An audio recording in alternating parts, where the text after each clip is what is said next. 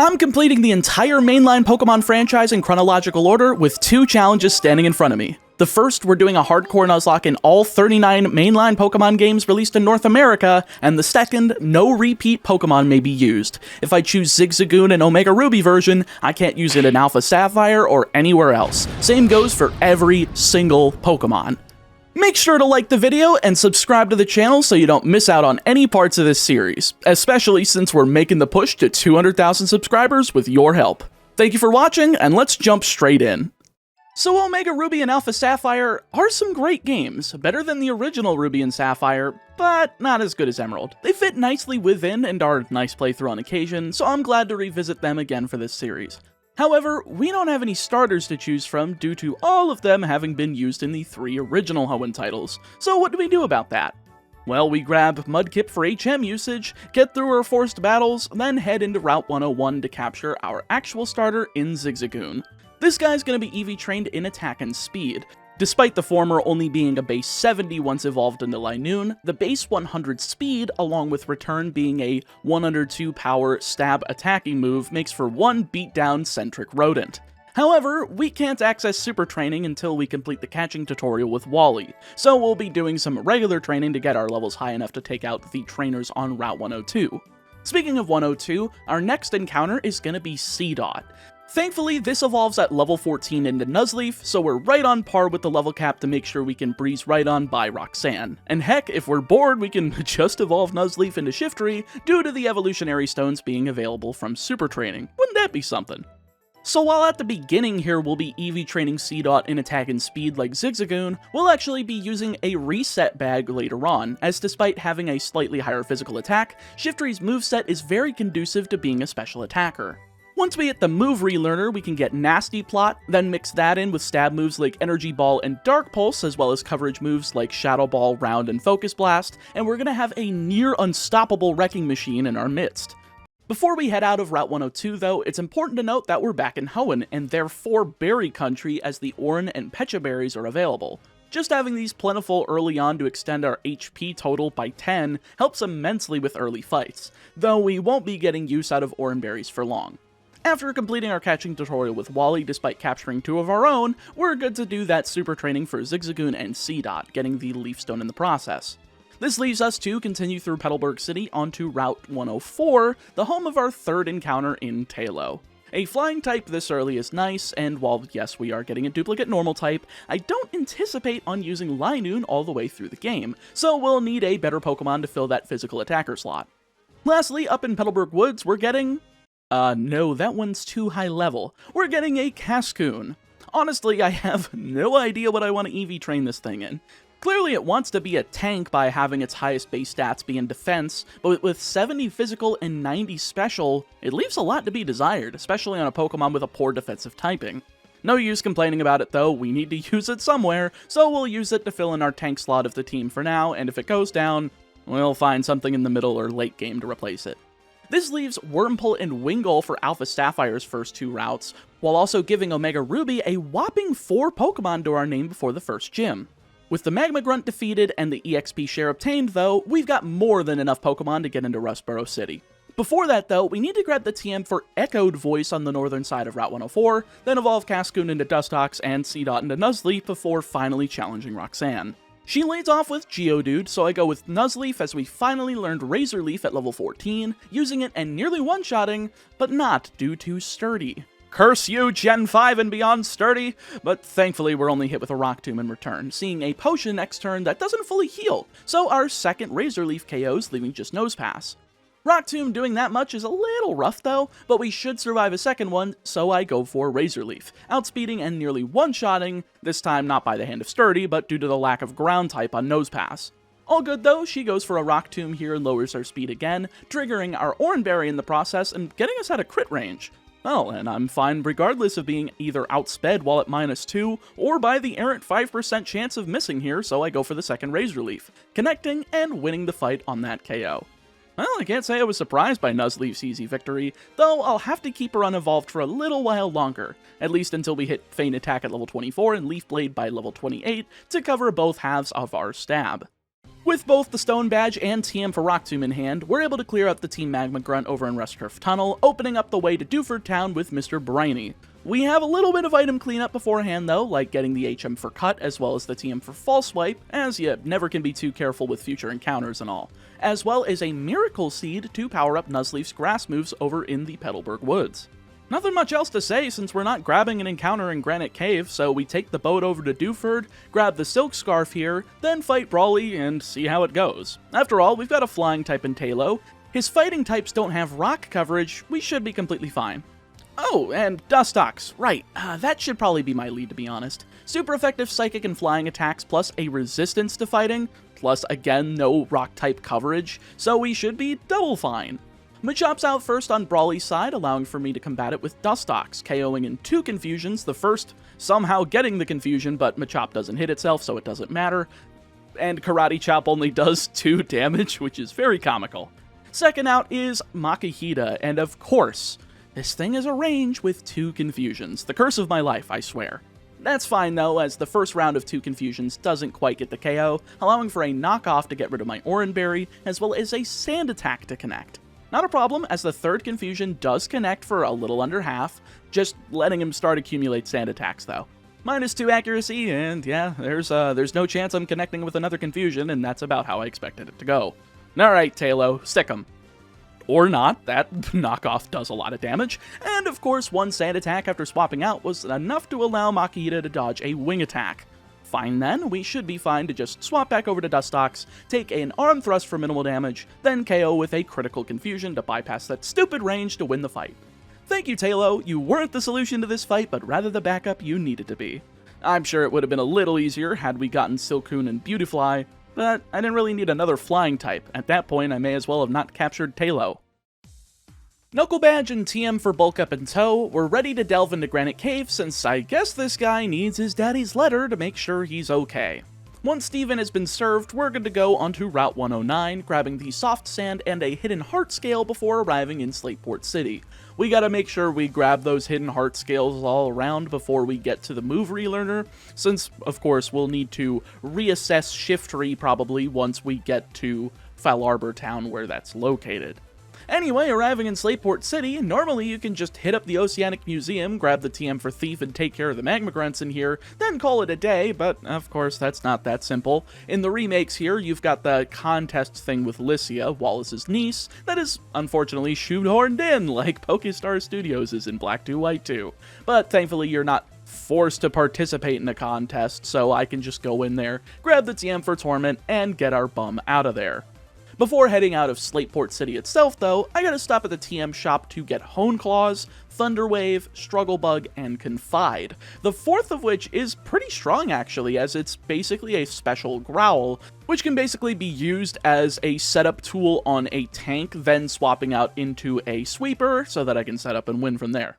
Heading north is Route 110, and there happens to be our 5th encounter in Electrike. Now obviously we're training specifically in special attack and speed, as there's no reasons to ignore this base 105 in both stats, not to mention we have a great dichotomy between this and Nuzleaf, as Electric takes care of Grass's weakness in flying super effectively and fire neutrally, while Grass takes care of Electric's weakness to ground super effectively, making them good pivots into each other while ensuring they both serve a similar purpose in advancing battles and hitting hard, especially more so once we convert Nuzleaf over to the special side of things. Manectric also gets access to Flamethrower, so even ice types are taken care of by this friendly doggo.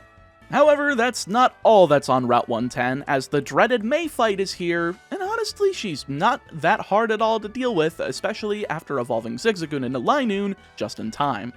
She leads off with Slugma, so we lead Linoon, outspeeding and connecting with Headbutt to KO in one shot. Very nice, and since she didn't have Flame Body, instead Magma Armor, no risk to get burned. Second out is Whalmer, where Headbutt connects for just over half as she misses with Rollout, KOing next turn with the second as Grovyle hits the field last. Headbutt once again outspeeds and does over half, but with no flinch, she hits Fury Cutter, the weakest move that she could probably be using here, doing very minimal damage as Headbutt number 5 in total seals the deal. See, just how I drew it up. Just a few dozen steps away is Mauville City, housing the TMs for Skydrop and Round, as well as a mart with a ton of new attacks. Venoshock, Aerial Ace, Facade, Low Sweep, Charge Beam, Bulldoze, Dragon Tail, and Power Up Punch are all insane moves. Well, except for Dragon Tail, but that Bulldoze attack will be perfect for Wattson. However, we've got to apply a severe beating to the disease-ridden Wally first. What, too gruesome? Well, what's actually gruesome is how utterly we tear Wattson's Pokemon limb from limb. Is what I would say, if any of my Pokemon could learn Bulldoze. I guess we'll start Dustox and see what we can do as Wattson starts Magnemite. I've got Cherry Berries on all of my Pokemon to ensure that I can get through a Thunder Wave for free, as Dustox does on turn 1 to hit Confusion for very minimal damage, sustaining Paralysis next turn as a second connects. Hard to be excited over a war of attrition between a sentient magnet and a disgusting bug, but hey, that's Pokemon for you. Volt Switch connects and brings in Voltorb as I use Confusion again for around a quarter, but since Voltorb isn't Steel-type, I can try using my Poison Powder Venoshock combo on Dustox to KO, landing the former, but not before another Volt Switch connects, and swaps him back into Magnemite, negating the Venoshock.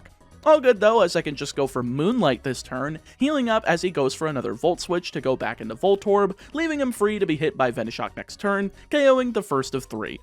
Back out comes Magnemite, using Volt Switch to bring in Magneton as I use the newly learned Psybeam, doing very minimal damage again as Steel resists, as Supersonic lands to confuse me next turn, leaving me in a very precarious state.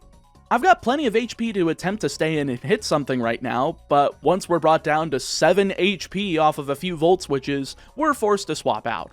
I go into Electrike in the effort to resist their attacks, but the typing doesn't make up for the mediocre HP and piss-poor defense stats. So we're brought down to low yellow HP as a Magnemite's back on the field, using Tackle as I swap into Nuzleaf. I'm going for Power Up Punch here, hoping to not KO so I get hit by Thunder Wave, negate it with a Cherry Berry, then hit a second to go +2 into Magneton, but unfortunately the first does KO, leaving just Magneton. It's not all bad though, as a +1 Power Up Punch still does quite a bit of damage here before a Supersonic connects. And of course, since I'm +2 attack, it's basically like I just got hit by Swagger. So I'm swapping out into Linoon to shake it off, taking a Magnet Bomb for about a 4th, using the newly obtained Rock Smash to connect for super effective damage, KOing and winning us the 3rd badge of 8. Or 16 in this video. Not exactly tearing limb from limb, but we got the job done. That's what happens when the developers hide dig far beyond Mauville City, but then put Bulldoze right beforehand just to tease me. With the Dynamo Badge and the TM for Volt Switch now available, we should progress, but then again we also should take a detour over to Verdanturf Town to grab the TM for Attract. But then again, the Rustturf Tunnel does have the HM for... oh, right. I forgot they replaced Strength with the Aggronite in the remakes. Don't mind me, I'm just very stupid. It's not all for naught though, as the Black Glasses are also available thanks to Rock Smash being usable outside of battle, giving us our second useful item for Nuzleaf. Alright, now that we've hyped through routes 111 and into 112, May gives us the HM for Strength, which is where it was. I don't know why they decided to make this change, probably because it was too out of the way for kids to think about heading over there, but Cut was still in a random house in Rustboro, so why give Strength any slack? Anyway, there's not much else for us to grab on our way to Fallarbor Town outside of the TMs for Secret Power and Double Team, and Lord knows I'll get eviscerated by the comment section if I bust that latter one out, so I think we're gonna go ahead and just go into Fallarbor Town and forget that we ever grabbed it. Now, you'd think that we'd swap around Nuzleaf's moveset here, but actually no. See, the only Pokemon that can actually learn Nasty Plot out of this entire line is Shiftry, which we have not evolved into, and we're waiting for level 28. That, and when we do evolve, the only moves that we have access to are Leaf Tornado and Round. And with the former only having 90 accuracy, and with Sword Stance coming up in Lava Ridge Town, it kinda wouldn't make any sense to get rid of Razor Leaf and Feint Attack, especially with how good Power Up Punch has been lately, and with the TM for Dig being just to the west of the town on Route 114 for some great coverage. Roar's also on this route, but I don't expect any trainers to be setting up against me during this run, so we're free to clear out Meteor Falls of Team Magma before meeting them again on Mount Chimney. I take out the Grunt and Tabitha, no worries there, but I think to myself, you know what would be hilarious for Maxie? If we went to go get Swellow burned before walking into the fight. Lo and behold, doing so allowed me to one-shot Mightyena, Camerupt, and Golbat all with one Facade apiece through Intimidate. I'm speechless. I did not expect it to be this broken, but I'll start doing this for the rest of the game if I can. Before we leave though, the TM for Incinerate is here. Not too important, but may as well grab it just in case. With them cleared away, we're good to head through the Jagged Pass, grab the TMs for Flame Charge and Rock Polish, but not much else, finally spinning us out to Lava Ridge Town. Swords Dance, gimme, gimme, gimme! Huh. Well, I would have thought that either Linoon or Swellow could have learned this move, but hey, they have Hone Claws and Guts plus Facade plus Pre-Burn plus L plus Ratio plus your White, so who cares? Anyway, walking into Flannery's gym pre-burned is a smart idea as well, as Swellow can one-shot her lead Slugma, getting me up to level 28, since I wanted to stay at a lower level than the cap to keep Swellow available for Norman's gym trainers, which is probably just the reason that I didn't end up one-shotting her Torkoal out second. She wastes her one and only turn with Sunny Day though, leading to a Hyper Potion and 2 more Facades back-to-back to get the KO, leaving just Numel to fall to a single attack. I mean, bird go burr, I guess, my lord. With that, it's time for the most convenient quality of life upgrade to Omega Ruby and Alpha Sapphire, teleporting back to Petalburg City after beating Flannery.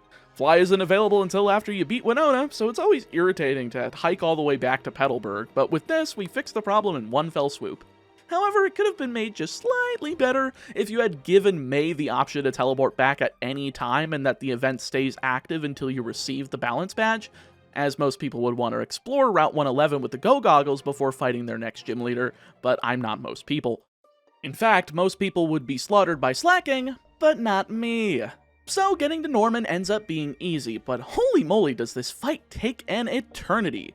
First of all, I needed to max out my power points for Dig through super training for PP ups, giving me enough to just use repeatedly against his 2 slackings. This works well to a point on the first slacking until I screw up, forgetting that his attacking turn isn't drained by a Hyper Potion when he uses it, allowing for Yawn to hit the turn I come up from Dig. All good though, as I can swap in a Manectric to get out of it, then use Volt Switch by outspeeding to get massive damage in. Good stuff, but not quite the KO I was hoping for, but since he's probably going for Yawn, it probably doesn't matter who I'm bringing in, but I choose Dustox just in case he decides to go for something else. From there, we can just swap back into Linoon on the Truant turn, KOing with Headbutt as Vigoroth comes in second. Vigoroth isn't too crazy here, as I can Headbutt twice to KO, though Retaliate does around half the turn after slacking goes down. Not that it matters though, Norman only has 1 healing item and I can just dig him out of the game with 16 power points, winning the fight after a couple of turns. What can I say? Taking advantage of Truant in this fight, whether it be Protector with 2 turn moves, is usually broken.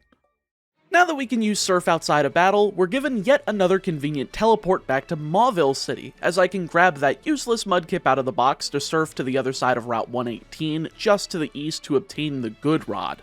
We'll be using this over in Slateport City to get ourselves a Wailmer, our hopefully only water-type encounter that we'll need. Oh, and Citrus Berries are also here. Finally, something to recover 25% of my HP back to extend Wailmer's HP bar even more. Speaking of which, we'll be EV training Wailmer in HP, then making it a mixed attacker. I want to be able to absorb literally every hit ever made and fire off Surf with no problems afterwards, with other moves like Ice Beam, Heavy Slam, Bounce, and Earthquake being great options as well.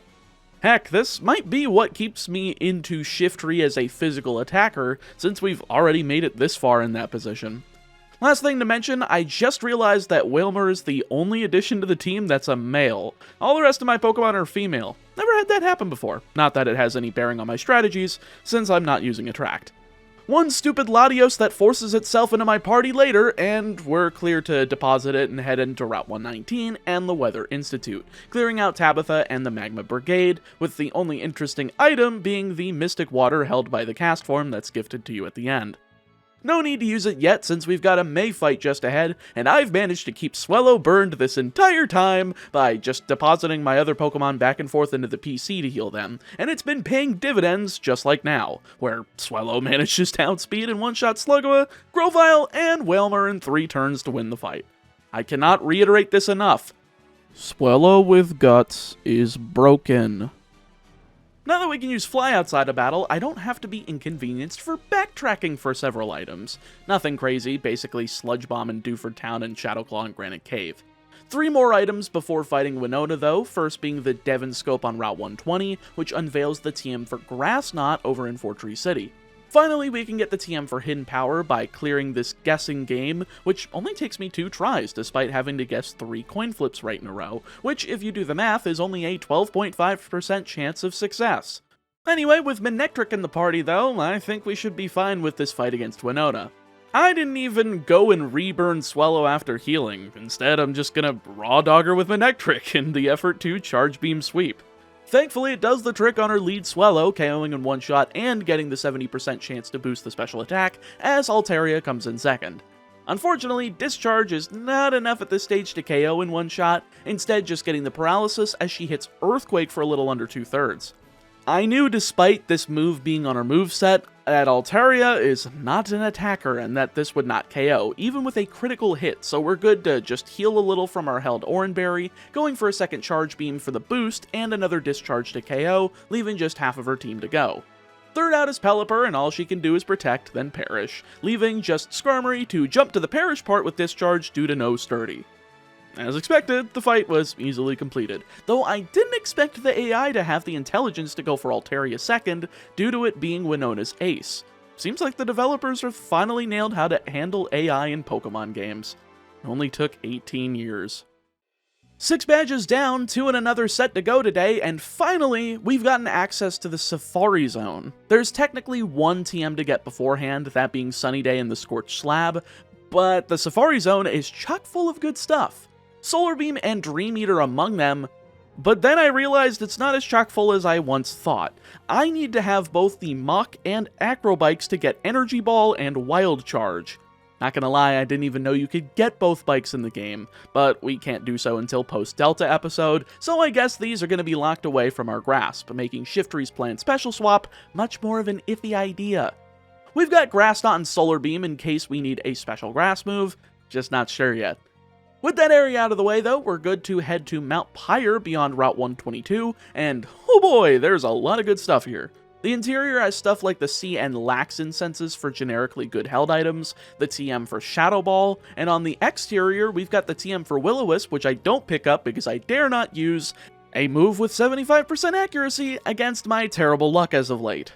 And finally, we can get rid of that Linoon that's been hanging around in our party for far too long by capturing Shuppet.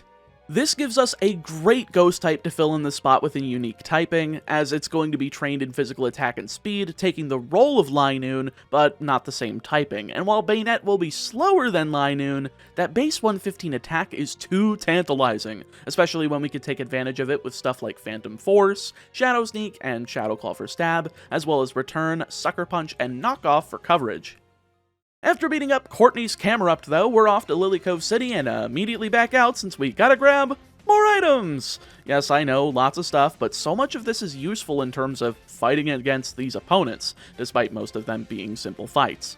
Firstly, Route 123 is available southwest of Mount Pyre, where we can get stuff like the Wide Lens, the TM for Dazzling Gleam, and an Eviolite, which won't be useful in just a few levels since Wailmer is close to evolving. Back to Slateport we go to trigger the Lily Cove hideout, heading back to said Lily Cove City so that we can take on our last main story rival battle. Now, I'd normally just say Facade everything, but that only goes for her lead Swallow, as second out comes Magcargo, freshly evolved and adding on that rock typing.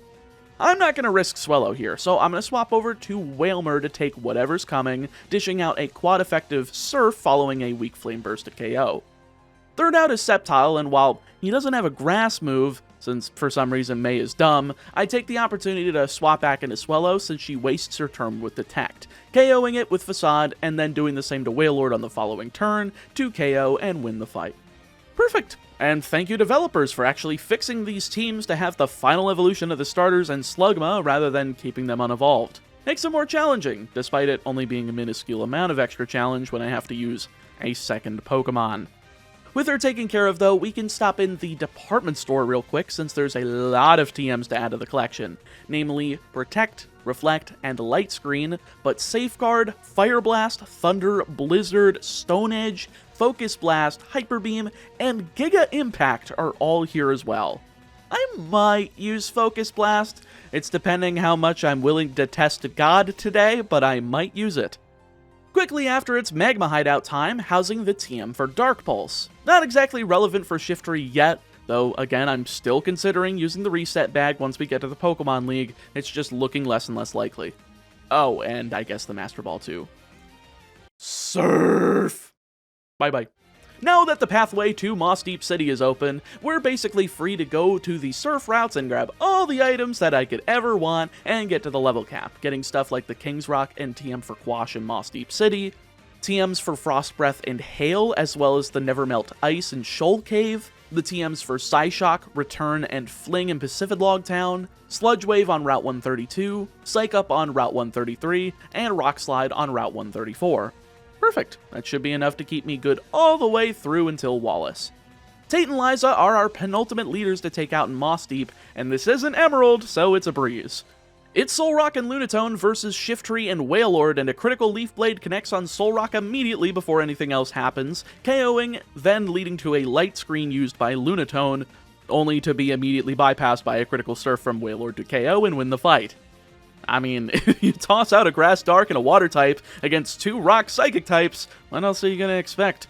I mean, I guess not 2 criticals on the same turn, but Leaf Blade is a high crit chance move. Could have at least expected 1. With Dive now available outside of battle, we're all set for the final assault against Team Magma in the Seafloor Cavern. Since they're not the ones on the offensive with Groudon, I'm the one coming for them. Especially when they decide to leave the TMs for Scald and Earthquake lying around, and even more especially since Maxie's Mega Camerupt isn't gonna beat itself up. Insert 4 facades up Maxie's rectum here, and we're really swiftly able to say, "See you later, loser. Can't wait to stack the carcass of Archie on top of you shortly." 1 Master Ball to Groudon later, into the box you go, and we're ready for Wallace. There's only 1 Water Ground type on his team, so it's basically... Oh, I was gonna say Manectric Turbo, but we have a Swellow, so why bother? 5 Facade Burgers and Fries is all I have to say to Lovedisk, Milotic, Celio, Whiscash, and Seaking to win me the fight. And with the flamboyant Aqua Argonaut out of the way, we're clear to head towards Victory Road. With Waterfall in my possession though, there's only 1 Victory Road standing in our way, grabbing the TM for X-Scissor on our way through. It's time for Wally to finally attempt revenge for getting his kicked in earlier, and unfortunately for him, my level cap allows me to get 6 levels above his ace. Oof. He leads Altaria, in which I go for Facade with Swellow to KO, but then that dastardly Magneton hits the field, which is the one thing that Swellow cannot deal with, so it forces me to swap in a Manectric to resist his likely upcoming discharge, but for some reason he goes for Tri-Attack instead, likely seeing that it'll get a status affliction, but I was already burned. Oh well, it does get a freeze on Manectric. This forces me to swap into Shiftry, as I can't survive another attack here, but we're able to survive a discharge without getting paralyzed, hitting 2 super effective power-up punches to KO as Delcatty enters 3rd. The 3rd power-up punch connects to KO as we go +3, finishing off Delcatty and allowing for the rest of the team to be a sweep. Roselia with Feint Attack, and Gallade with Leaf Blade to win. Good music, unfortunate fate. But with him down, it's time for the league. Here's the team recap. Shiftry is going in as a physical attacker with Swords Dance, Feint Attack, X-Scissor, and Leaf Blade. We can swap around X-Scissor for other moves like Power Up Punch or Brick Break for Glacia, then Dig for Steven. Swellow sitting here with Facade, U-Turn, Steel Wing, and Fly. Steel Wing for Glacia and some of Steven if we're not using Facade for massive damage. U-Turn for swapping out from Pokemon that I can't one-shot with Guts, Boosted Facade, or Breaking Sturdy, and of course Facade for the strongest normal stab. Dustox is our main wall with Moonlight, Silverwind, Quiver Dance, and Sludge Bomb. Not much of a wall when we're setting up Quiver Dances to eventually sweep, but for some reason this bugger gets it and it's the most broken setup move, so who cares. Manectric's a special attacker with Volt Switch, Flamethrower, Round, and Thunderbolt. I originally wanted to grab Snarl for this moveset over Round, but with it being on a Mirage Island, I just don't have the time to wait around to get it. So we'll be forced to stick with Round in that slot. 2 electric moves as well, since they serve different purposes, and Flamethrower for coverage now that we finally got the TM from Victory Road. 5th up, the mixed attacker Wailord with the moveset Surf, Ice Beam, Earthquake, and Heavy Slam. I think this is a bit self-explanatory. Big Whale hit big hard and Heavy Slam is broken on such a blubbering bungus. Thankfully, we don't have to wait until level 65 to get it either, as it's an eligible level 1 move from the move relearner. Lastly, Bayonet is a physical attacker with Phantom Force, Shadow Sneak, Knockoff, and Return.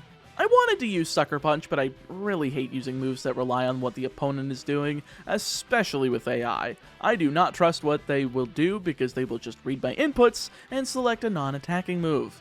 But with that, leave a comment down below if you like this team, and if not, what would you change about it?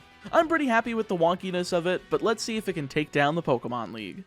First up on the docket, Sydney the Dark User. He's not too tough, especially with his lower levels than the rest of the league, allowing for Swellow to come in, take Intimidate from Mightyena, yet one-shot that, Shiftry after a Fake Out gets a flinch, Sharpedo, taking rough skin damage in the process, and Absol from Cacturne as his last Pokemon. Now, normally I could just go in here with Facade, but the potential of Spiky Shield KOing Swellow due to making physical contact with it is rather high, so I opt to swap into Shiftry to use X-Scissor next turn, getting that quad effective damage thanks to the Grass Dark typing and winning me the fight. Second up, Phoebe and her Ghost types. Honestly, this one's rather easy after giving a Person Berry to Shiftry, as we can now go +2 with Swords Dance on the first turn, take a Confuse Ray in order to negate it with the berry and sweep from there. Feint Attack KOs Dusclops, Dusknoir, swapping to a critical Leaf Blade for Sableye, then 2 more Feint Attacks for the last 2 Bayonets to win the fight. Falling like a ton of bricks, I see. Well then, maybe Glacia can provide a little bit more of a challenge. Well, she's definitely not off to a great start, as Glalie vs. Swellow ends up being a Facade KO, but with 2 of her team members being Frostlass, it's easy to get caught up there. Thankfully, we've got Manectric to swap into, so I use U-turn for minimal damage, swapping out and dodging a Blizzard, thank the Lord, following up with a Flamethrower to KO as a second Frostlass comes in. This is immediately one-shot from full as Walrein comes out 4th, because Flamethrower is a good move. Now, I'm not sure if Thunderbolt will one-shot here, and I'd rather not stay in to check, so I use Volt Switch to do massive damage, swapping into Dustox while she's in full restore range, allowing for me to get back into Manectric as she does that, realizing that the additional 20 power from Thunderbolt is going to be enough to KO, doing so and leaving just the second Glalie. Thankfully, once more, Manectric's able to come to the rescue with Flamethrower, being blocked on the first attack thanks to Protect, but nearly bringing it down every other time. Survival is prolonged with Protect and full restores and whatnot, but it's not enough as I can finish the fight, leaving just Drake and Steven. Drake is honestly the easiest among them, as we can do the traditional 5-shot Facade sweep with Swellow, KOing Altaria, Kingdra, Flygon, Flygon number 2, and Salamence through Intimidate to win the fight. When you're able to one-shot a Salamence through Intimidate, you know you've done something pretty damn right. Now for Steven, the actual battle of the run and the only one that I have any fear over whatsoever. He's got a full team of 6, starting Skarmory as I go Swellow, as I know this won't be too useful, but I can try to get some good damage in early. We're able to hit for half of Skarmory's HP with a Facade and U-turn combo, swapping out after being threatened with a 2-hit KO as Spikes does minor damage to Manectric on switch-in. He does set up a second layer of Spikes as Thunderbolt gets the KO, putting us up 6-5 as he wastes his Aggron here. I'd be worried, but he's not part ground, allowing for me to hit Volt Switch into Swellow to avoid Earthquake, then U-turn into Shiftry to survive Stone Edge, but only on 3 HP thanks to a stupid critical. As Armaldo comes out 3rd here, I'm curious as to whether or not I can one-shot him with Leaf Blade. So I let Curiosity get the best of me, and obviously Curiosity kills the cat, or in this case the giant sentient being with leaf fan wings. I'm still up 5-3 though as I swap into Swellow, attempting to KO with Steel Wing through a full restore, doing so handily with a 2-shot as Cradilly comes in 4th. It's an easy U-turn out into Dustox here as all of her attacks are special, and I've got Quiver Dance, a poison immunity, plus Ancient Power only has 5 power points, so we're in prime territory for a sweep with a Pokemon.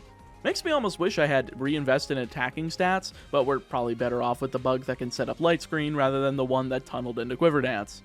After going +6 special attack, special defense, and speed, we're able to clear with Moonlight and KO with Silverwind, doing the same to Claydol and leaving just Metagross. Now with that +6 speed, the only thing that can outspeed here is a priority Bullet Punch, but with full HP that's not going to matter. Thankfully, we do get 2 Silver Winds out of it though, as he misses with Zen Headbutt, a pesky 90% accurate move that I absolutely hate using because I always miss.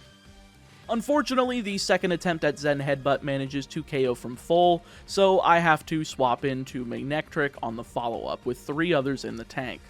However, this is quickly the end of the line for Steven, as a full restore reveals that Flamethrower from our precious doggo is in fact a 2-shot, KOing with those and finishing off the Mega Metagross to win the challenge. Phew, alright.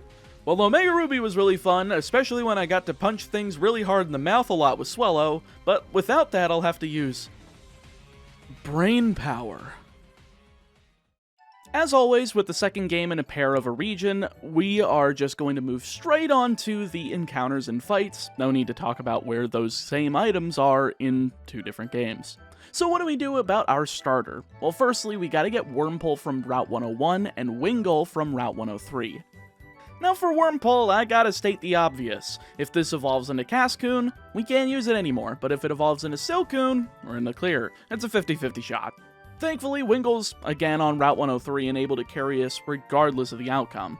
I'll be EV training it in defense and special attack, mainly using it as a stalling mon that can use some decent damage, as the base 100 defense makes it great for the former, but a base 65 speed makes it really not that worthwhile to try outspeeding anything with it, so I'd rather just take attacks and dish back some heavy damage with the likes of Surf, Scald, Ice Beam, or Hurricane, then recovering that HP back with Roost later. From here, I'm grabbing Shroomish from the Petalburg Woods thanks to the Dex Nav, evading every other potential encounter, and with a planned EV spread in attack and speed in preparation for the evolution into Breloom. And perfect timing! The evolution of Wurmple, please be the right one. Oh, thank the Lord. Anyway, getting back to Breloom, this is a Pokemon with an okay base 70 speed, slightly higher than Pelipper, and therefore enough to where I feel comfortable EV training it in that, especially when the whopping base 130 attack is perfect for taking advantage of attacks like Mach Punch for priority, Seed Bomb and Brick Break for stab, and a great ace in the hole attack in Spore, is what I would say if I didn't have to wait until level 40 to get Spore on Shroomish before evolving, as Breloom doesn't learn the move on its own. Extremely frustrating that you have to wait that long to get it in-game, so instead I'll likely fill the slot with either Leech Seed, alternating with Protect to recover HP before picking up KOs, or with some generic coverage like Return or Rock Slide. And with 3 Pokemon on the team, we're more than ready for Roxanne. Shroomish is the perfect Pokemon here, as we can take any rock moves, then heal it all back with the super effective Mega Drain, doing so on the lead Geodude as we bring her down to 1 HP with Sturdy, then essentially take the potion used on Geodude for ourselves as Nosepass comes in second.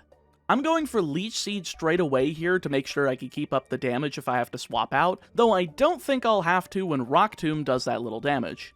2 more Mega Drains later through a few more attacks from Nosepass, and down it goes, winning us the Stone Badge in quick fashion. Despite Wingull having that flying typing, Shroomish is really all you need when you can just keep sucking that HP right back.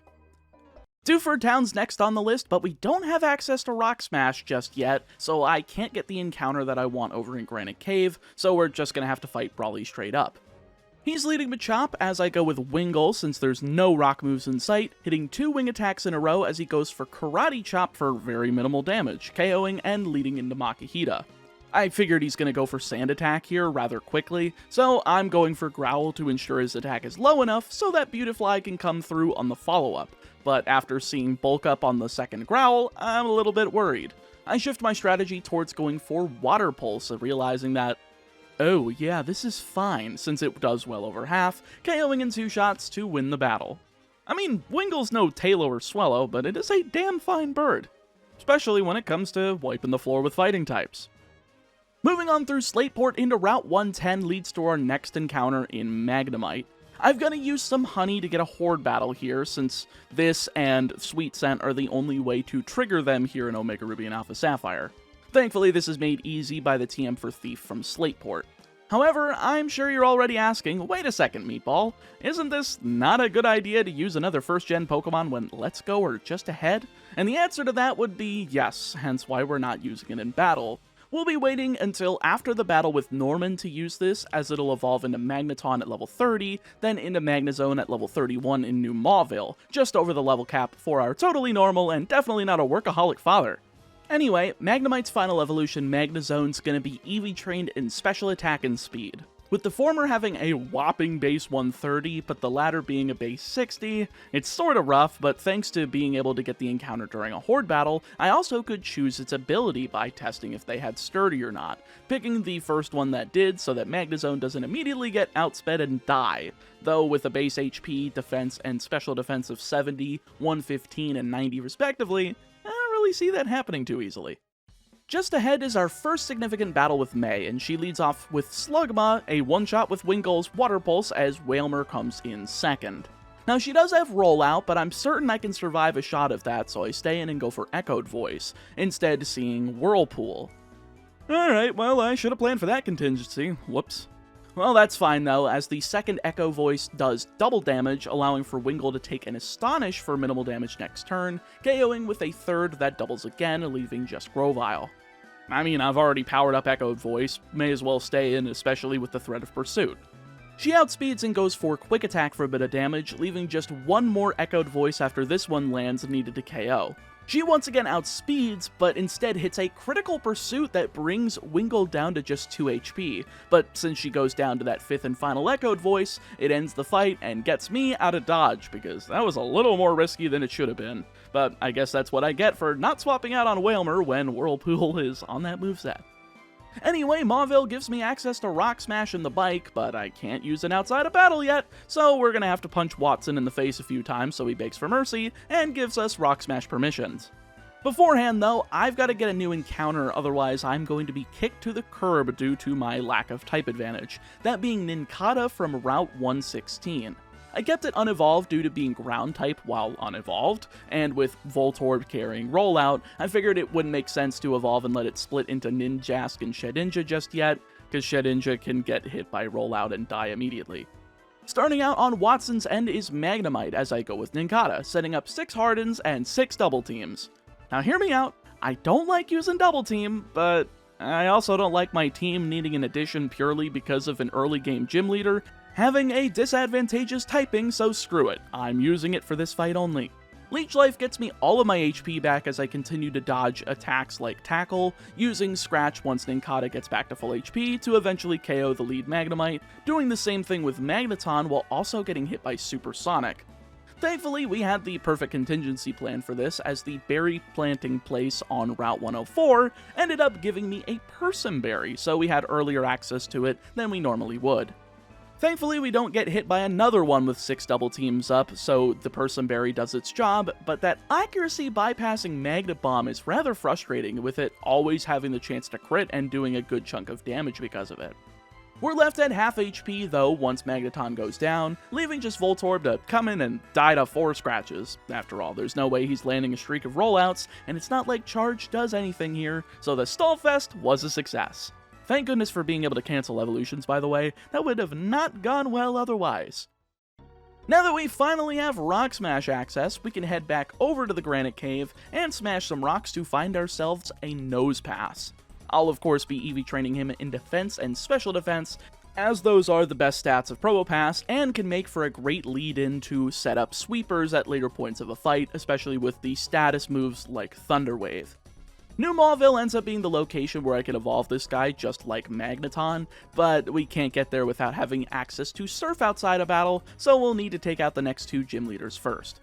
However, we've got to take care of Archie and his bland band of plunder patrols to get to Flannery.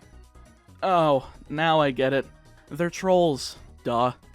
Excuse me, sir. Have you heard the good word about the Earth and Wind ships? Yes, they're great, and one of them is a pendulum. Alright, yeah, get the heck out of here. I need to fight Flannery. She is easy, because our Pelipper one-shots her Slugma, Torkoal, and Numel all with 1 brine apiece. Huh, I didn't expect a one-shot Torkoal, but I will take it anyway. Alright, half down, half to go, and with the most convenient teleport ever, we're ready for Norman. Now we have 2 win conditions, Ninjask with Dig, or Pelipper alternating with Protect and attacking with normal moves. Should be easy enough, I suppose. Or better yet, We can inflict some status to his lead slacking by using Confuse Ray with Shedinja and Thunder Wave with Nose Pass to incapacitate it, leading me to swap into Breloom and hit 3 power-up punches in order to get through the Hyper Potion, get to +3 and KO, leaving Vigoroth to be outsped and KO'd by a 4th power-up punch, and then leaving the second slacking to die immediately to a +4 Force Palm. Who knew a Ghost in the Shell, a sentient rock compass, and a grass-fed Punch Boy were enough to just annihilate these monkeys? Baboons? Gorillas? When you think about it, the Slack-Off line really doesn't make sense in terms of what things evolve into what. Now raise your hand if you want me to use Latias. Yeah, that's about what I expected. I don't want to either. After having it forced upon me though, we can head back over to New Mauville, use a rare candy there to evolve Nose Pass into Probopass, doing the same for Magneton into Magnezone, then head through Route 119 into the Weather Institute. You gotta kick the pirates that don't do anything out of the building, otherwise we can't get to that battle with May just ahead. Huh. You know, I just realized there's quite a bit of a gap between these fights. You have the one on Route 103 right when you get your starter, then the optional fight following Roxanne, the one on Route 110 following Brawly, then you just skip 3 gyms later until the second to last battle against her. Guess the mid-game was occupied by Team Magma and Aqua shenanigans, but it still seems awkwardly paced. Complaints aside, May is rather easy thanks to Pelipper, surfing her lead Slugma, then air-cutting Grovyle down to shreds, one-shotting both of them as Wailmer enters last. 2 air-cutters later, through a mist, and we're set. Down she goes, and we're off to Fort Tree. I'll always say the rival fights are the weakest part of Gen 3 though. Seems like they were an afterthought compared to what they put into the slight bits of character development with both Blue and Silver, but I probably couldn't do anything better than providing a more balanced team for this point in the game. Just ahead is Fort Tree City and our 6th gym battle against Winona. Now, with Magnezone in the mix, this fight is a breeze. Swallows her lead, immediately falling to Electro Ball after a quick attack does 9 damage. Cute. Second out is Altaria, and this gal's got Earthquake, so I'm getting the heck out of dodge with Volt Switch, doing around half and going into Ninjask to take advantage of that flying immunity. From here we can just set up Swords Dance due to the lack of a flying type attack threatening Ninjask, then I can alternate with Protect to trigger Speed Boost for a turn, then get 3 of them as she uses Roost, Cotton Guard, Dragon Breath, and a second Cotton Guard to max out her defense. That's not a problem, she can't dish out the damage as much as I can, and I'll still outpace her at effectively neutral attack with +6 attack versus +6 defense, especially once we use our secret weapon, Baton Pass. From there we can go out into Breloom, taking a Dragon Breath for a little under half as we start spamming Headbutt, but damn it, that is a range. Nope, abort mission, we always fail ranges here, and there is no such thing as success. We don't play around crits, we play around ranges. I swap out into Magnezone as she goes for another Roost, healing back up to full only to be brought back down to half with another Volt Switch, sending in Beautifly afterwards. This dodges Earthquake, but Air Cutter is unable to put her down, surviving on just a little HP and using Roost again. Well, I guess we're gonna have to keep hitting her until we get a critical to put her down, which we eventually get after a Hyper Potion, getting a normal attack followed by said crit to put her down and lead into Pelipper. I'm expecting Protect on this turn, so I'm going for Morning Sun, but instead I get Aerial Ace, which does just under half, so I keep doing it until she goes for Protect, doing the same thing next turn until the third turn's the charm, using it after Protect to get Beautifly back to full before swapping out into Magnezone. From here we can take an Aerial Ace for the least amount of damage possible, then one-shot this big bird with an Electro Ball, doing the same to Skarmory next turn, with no Sturdy, thank you, to finally end this fight. And I didn't even have to use Probopass, the rock type, against a Steel Gym. I guess it helps that we have Magnezone. Man, there are sure a lot of nothing between Gym 6 and 7, huh? I mean, I guess there's a rival battle over in Lily Cove that helps give us something substantial to sink our teeth into. She's leading off with Swellow, so I go Magnezone just like we did with Winona, one-shotting with Electro Ball following a really weak Aerial Ace. Second up is Magcargo, so we are getting the heck out of dodge here with Volt Switch, barely not one-shotting as we go into Pelipper to absorb that Flame Burst. Since we outspeed next turn, a Surf immediately wipes the Magma Moron off the field, leading to Sceptile. I figured we could just remain in battle with the flying type here, but once I detect that she's alternating Slam and Detect, I decide to go for my own Protect, on a slam turn, using fly afterwards on her detect turn, so that the semi-invulnerable turn is while she is using the protection move, but then dies next turn. Imagine using your brain. Sometimes it helps.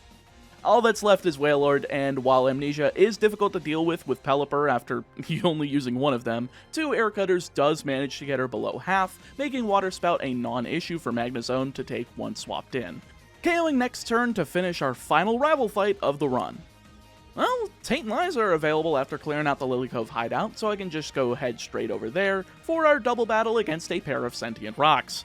Unfortunately, our water and grass types here are weak to them due to those pesky, flying, and fighting subtypes. But I've got other ways to hopefully be able to take them down. It's a little wonky, but I've got an idea. So I'm going Ninjask and Pelipper, going for Protect with the former and Surf to dodge the rock-type moves with Ninjask, since he's going to die immediately, but bait them into using them so we can get the free Surf. But the only reason it's wonky is because Rock Slide hits both targets, and Pelipper's flying type, but it does less than half to Pelipper as Surf brings them both into the red.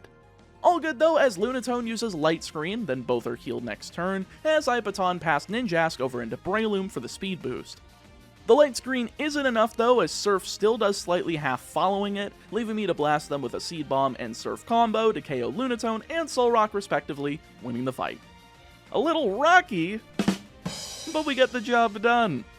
And maybe one of these days, I'll be able to develop a sense of humor. One seafloor cavern later, and it's time for Archie to start shouting, "The One Piece! The One Piece is real!" I was like 2 feet away from the mic, and that was still louder than my normal talking voice. Anyway, is it just me, or is the swirling water effect surrounding the battlefield here one of the coolest things that we've seen during the 3DS generation of Pokemon? Anyway, he's leading Mightyena, I'm leading Ninjask, and can you guess what's about to go down? Well, it's called Swords Dance Turbo, alternating with Protect so that Speed Boost can just up and ignore Mightyena's usage of Scary Face, making it so the AI isn't comfortable with using Taunt to prevent my setup moves, since I'm not slower yet. It also helps that Mightyena doesn't have Intimidate, nor does he have Swagger, so no need to worry about trying to use a Person Berry as my held item. Not that it matters though, as we're able to max out the attack simply by just sitting here and taking Scary Faces for God knows how long. Once we're clear though, I can slash Mightyena to KO, getting a speed boost so that when Muck comes in next, I can Protect, then go for Baton Pass to bring that +2 speed and +6 attack to Breloom. It's a wee bit of a risk considering the poison moves, but with Gunk Shot having missed last turn, I'm pretty much expecting him to go for Screech here. And I was correct. It was either that or Minimize. Headbutt KOs Muck as it does to Crobat, leaving just Sharpedo to come out, Mega Evolve, and have that process of his teeth removal sped up significantly with this Seed Bomb to the face, giving me the win. Well, that wasn't terrible, except for the now commencing enormous downpour you caused outside. You must have needed a rather large torrential tribute to get Kyogre out of hiding there. One of these days, I gotta stop with the puns. Anyway, one Master Ball to Kyogre and a box shoving later, and Wallace is ready to get curb stomped by Breloom and Magnezone. Well, after Ninjask sets up Swords Dance and Baton passes. Attract gets to be a little bit of an annoying move after a single Swords Dance here, especially because Love Disc, his lead Pokemon, has Sweet Kiss and can confuse me. And unfortunately it does, as the attraction manages to hold Ninjask down for a turn. But the second turn, after my Person Berry has been consumed, I can get the Baton Pass off, letting me swap to Breloom, who's immune to Attract, using Power Up Punch to get to +3 as Love Disc falls. Third is Whiscash. Your mother sucks seed bombs in hell. Celio is fourth, say hello to my little bombs, and Seeking's fifth. Nah, I don't really have anything snarky for you. You just suck. I mean, you really can't draw this fight up any better, can ya? Finally, all 40 of the Hoenn Gym badges available across every generation have been obtained, and it's time to get through that league one last time, but with one exception sitting in the way in Wally. I mean, do I even need to say it again? It's Swords Dance Turbo, baby! I mean, I do make a little bit of an oopsie as I messed up with the math on the HP while Ninjask is in on Altaria, going unpunished, thankfully, as I Baton Pass into Probopass, allowing him to just KO everyone with Smackdown or Earthquake, taking out Altaria, Roselia, Magneton, Delcatty, and Mega Gallade to win the fight. I still have to blame the level cap for being so far beyond his levels at this point. Kinda just makes it a little too easy. Maybe we should start making sub-level caps for sub-bosses to ensure this sort of cheating fights isn't exactly able to be done anymore. Too late for that in this video, though, as with this defeat, we're ready for the league. Our team is looking like this, going in with Pelipper in the moves Scald, Roost, Ice Beam, and Tailwind.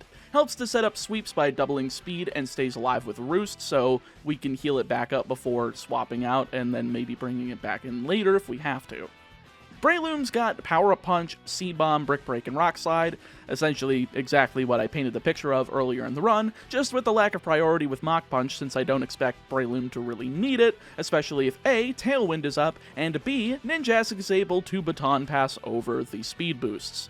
Speaking of which, third we've got Ninjask with Protect, Sword Stance, Baton Pass, and X-Scissor. The primary purpose of Ninjask isn't quite to sweep with Ninjask, it can because of X-Scissor, but to instead use Protect to build up a speed boost and Baton Pass, as we've been seeing over the course of the run since we've had access to all of these moves. But X-Scissor is still a very solid, strong physical stab attack, so it's not like it's helpless. Fourth is Magnezone with Volt Switch, Flash Cannon, Light Screen, and Reflect. I'd love to have Thunderbolt on this set, but with the Flash Cannon TM being locked away on a Mirage Island, I'm basically forced to swap between that or Volt Switch, or sacrifice one of the screens depending on the fight I'm going into. Basically just a secondary defensive mechanism that also has pretty good offense, and helps sets up sweepers for future turns, especially with the held item that is the Light Clay, only obtainable by using Thief on Wild Baltoy over on Route 111. Our primary way of setting up sweepers, though, is Probopass, sitting with Thunderwave, Substitute, Magnet Bomb, and Rest. Now, unfortunately, Probopass doesn't get the screens, but being able to both inflict status and set up Substitute while having a move that bypasses accuracy to get around shenanigans, as well as Rest in order to do the process again and again if need be seems great. Plus, we can Baton Pass into it and use Magnet Bomb, so it's all over the place. It's one of the craziest Pokemon I have on my team. It's a dark horse, I love it. Last but, actually, who am I kidding, probably least, is Beautyfly with Shadow Ball, Roost, Quiver Dance, and Bug Buzz. I mean, I think this is as solid as a Beautyfly built for special attacks can get, but I wouldn't be surprised if it doesn't make it in battle. And with the recap out of the way, let's see what we can do with this league here. Let's handle this rapid fire. Sydney's first, say hello to Ninjask, mother.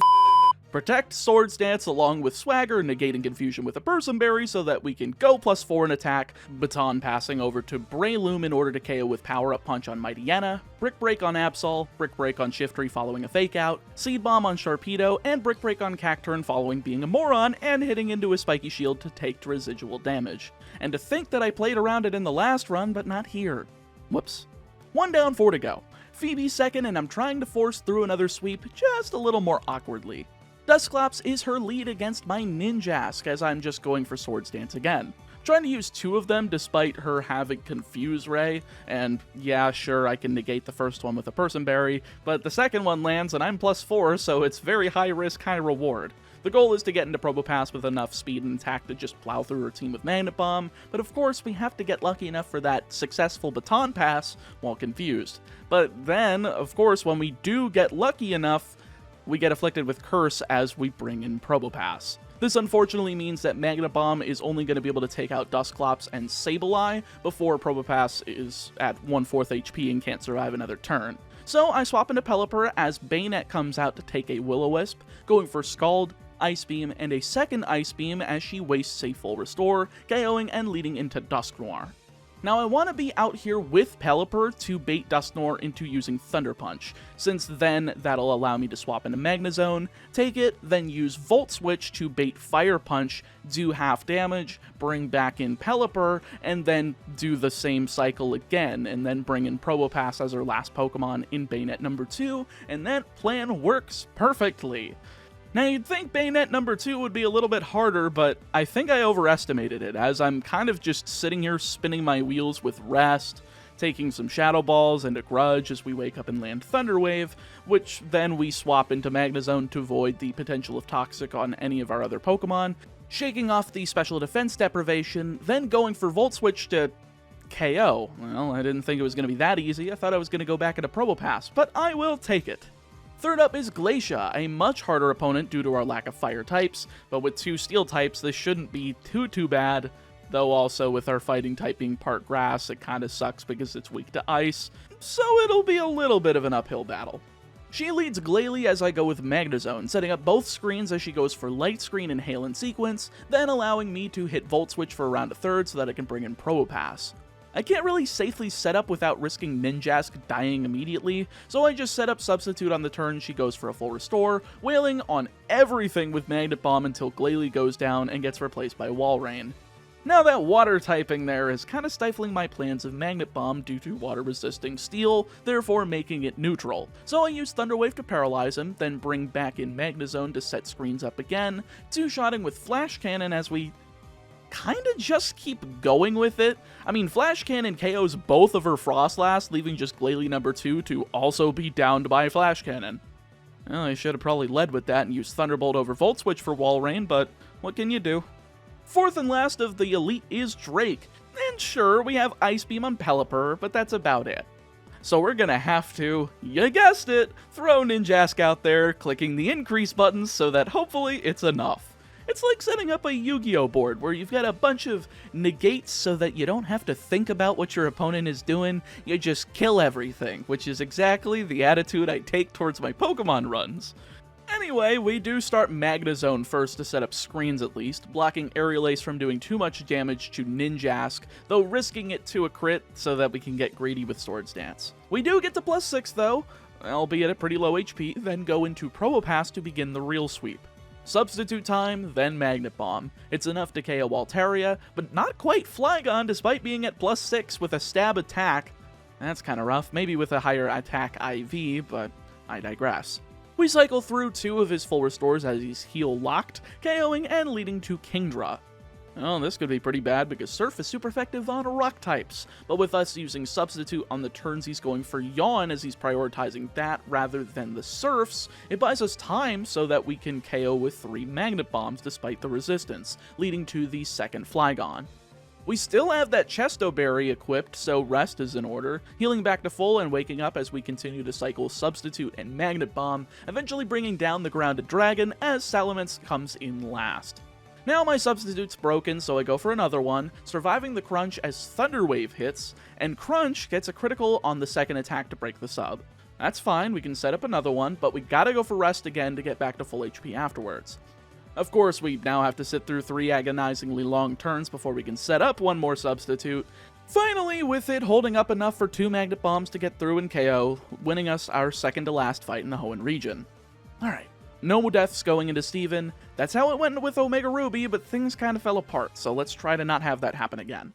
So of course we're going with Magnezone as the lead again. Those Light Clay boosted screens are no joke after all. Not to mention this Skarmory has Toxic, and avoiding that like the plague sounds like a pretty good idea. We're able to set up both screens and hit a Flash Cannon as he sets up 3 layers of spikes, finally KOing with Volt Switch and bringing in Probopass so that he goes for Aggron. Now, I was kind of hoping for Claydol so that Earth Power would be the choice so that I could start my sweep, but that's fine. I can just swap into Pelipper to avoid Earthquake, then back into Magnezone to take Stone Edge for minimal damage, and then use Volt Switch to get away from Earthquake again, breaking Sturdy and heal-locking Steven into letting Pelipper eventually KO with Scald. Very nice, as Cradilly comes out third, hitting Scald on it and burning, which is pretty nice. Although it is using only special attacks, it does reduce this from a 3-shot KO to a 2-shot, as half the team is down after the second Scald, with half to go as Claydol is in line next. Now I could just go for Scald and call it a day, but I'm wanting to set up for the Metagross coming later. We can Scald, seeing Reflect, then use Tailwind, seeing a Light Screen. Perfect. Now we should be able to swap in a Ninjask expecting extra sensory, but holy moly, that does a lot more than I expected.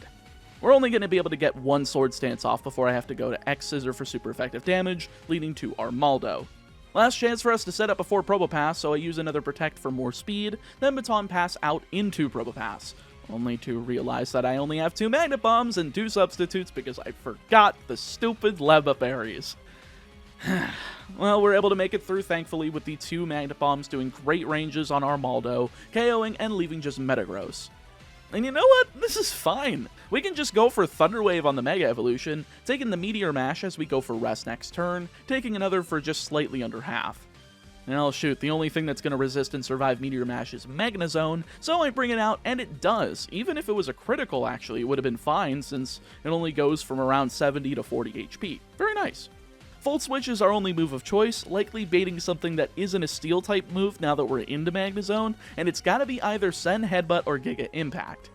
Now I'm betting on the latter, so we swap into Pelipper off of Volt Switch, and sure enough it is, absorbing it like a champ and KOing with 2 Scalds thanks to that recovery turn on the follow-up to win without a single death through Alpha Sapphire. Now that is what I'm talking about. Gen 6 had to have a deathless game somewhere, and I'm thankful it happened at the end, because I would have been pretty mortified if I didn't have the skill to at least do one of them. But for as wonky of a team as we used in both games, they went down a lot easier than I had imagined. I am a bit sad, though, that I didn't pull for some of the newer generation pools following the Primal Groudon and Kyogre fights, seeing as the Dex Nav lets us get exclusive Pokemon following that are available post-Gen 3, but I really didn't want to use them because, I don't know, I didn't feel like I needed them. But with the Hoenn remakes in the books, let's take a look at our used Pokemon chart to see where we're sitting headed into Gen 7. Not bad whatsoever if I do say so myself. Still less than the amount of Pokemon that were in the original Gen 3 National Dex, and we're through with Gen 6 where 721 are available. I keep thinking I'm going to expand upon the amount of Pokemon I use by capturing more things, cycling the team in and out based on type advantages for certain fights, but I feel fine with just working with my initial 6. Never do I feel pressured to move things around, only slightly alter movesets. Though I about guarantee you will see that change with Gen 7.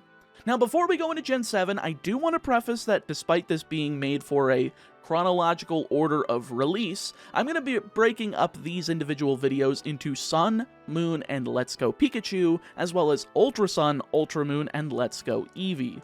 I don't want to give the Let's Go's their own video because they're glorified romps through Kanto that are made ridiculously easy to the point that a 5-year-old with basic reading comprehension could do it. But anyway, enough dogging on these games. If you guys enjoyed the video, make sure to like, comment down below what future challenges we should do after this series concludes, as we've only got 2.5 generations to go. We're breaking it up into 5 videos with those previous 2 mentioned, as well as Sword and Shield, BDSP, and Legends Arceus into 1, with Scarlet and Violet being the cap-off. Also, we are taking a little bit of a reprieve before we jump into Gen 7. I've got 2 challenges lined up for next week. A Scarlet versus Violet challenge, the first one that I'm actually doing for this channel, as well as Beast Coast Pokemon. Link will be in the description to that. That's the esports org I work for. I'm going to be doing Scarlet versus Violet Paradox Pokemon only. All of them are Virgin exclusive, so it seemed like the perfect challenge to try.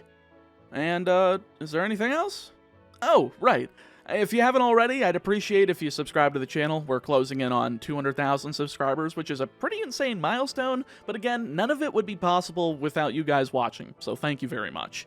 Stay safe, stay healthy, and we'll see you next time.